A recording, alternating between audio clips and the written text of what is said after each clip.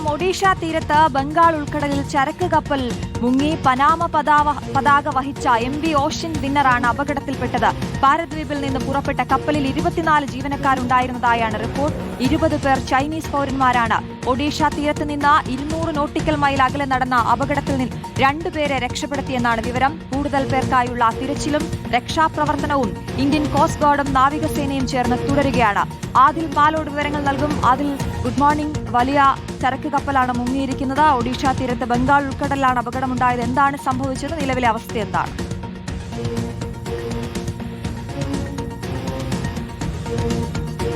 വലിയ അപകടമാണ് ഒഡീഷ തീരത്ത് സംഭവിച്ചിരിക്കുന്നത്. ഒഡീഷ തീരത്ത് നിന്ന് 200 നോട്ടിക്കൽ മൈൽ അകലെ ഉൾക്കടലിലാണ് സംഭവം എന്നാണ് മനസ്സിലാക്കുന്നത്.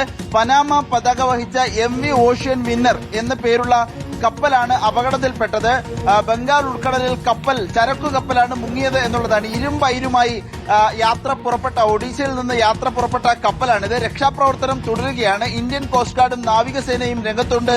24 പേരാണ് ഈ കപ്പലിൽ ഉണ്ടായിരുന്നത്. അതിൽ 20 പേരും ചൈനീസ് പൌരന്മാരാണ്. ഇതിൽ 2 പേരെ രക്ഷപ്പെടുത്തിയിട്ടുണ്ട് എന്നാണ് നേവി അറിയിക്കുന്നത്. വിപുലമായ തെരച്ചിൽ നടക്കുകയാണ്.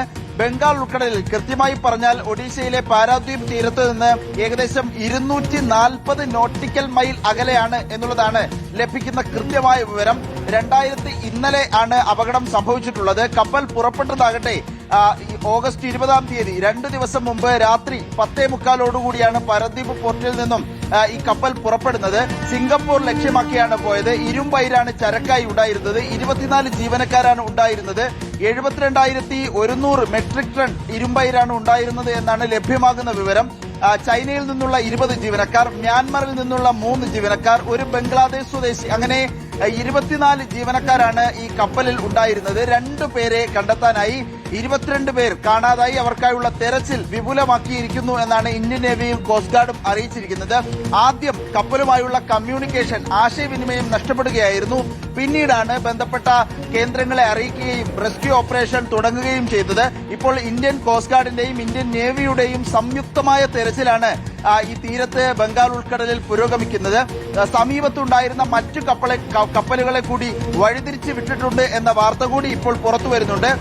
കോസ്റ്റ് ഗാർഡിന്റെ കൂടുതൽ കപ്പലുകളെ തെരച്ചിലിനായി വിന്യസിച്ചു എന്ന വാർത്ത കൂടി വരുന്നുണ്ട്. എന്താണ് ഈ കപ്പൽ മുങ്ങാനുള്ള കാരണം എന്നത് സംബന്ധിച്ച് ഇപ്പോഴും ഒരു വ്യക്തത വന്നിട്ടില്ല. ആദ്യം ആശയവിനിമയം നഷ്ടമാവുകയായിരുന്നു, പിന്നീട് കപ്പൽ മുങ്ങിത്തുടങ്ങുകയായിരുന്നു എന്നാണ് ലഭ്യമാകുന്ന ഇപ്പോഴുള്ള പ്രാഥമിക വിവരം. പിന്നീട് പരിശോധനയും തെരച്ചിലുമായി കോസ്റ്റ് ഗാർഡ് മുന്നോട്ട് പോവുകയായിരുന്നു. ഏതായാലും വലിയൊരു അപകടത്തിന്റെ വാർത്തയാണ്. 22 ജീവനക്കാരെ ഇനിയും കണ്ടെത്താനുണ്ട് എന്നുള്ളതാണ് ഏറ്റവും പ്രധാനപ്പെട്ട കാര്യം. രക്ഷാപ്രവർത്തനം കൂടുതൽ വിപുലീകരിച്ചിരിക്കുകയാണ് ഇന്ത്യൻ നേവിയും കോസ്റ്റ് ഗാർഡും. അശ്വത്.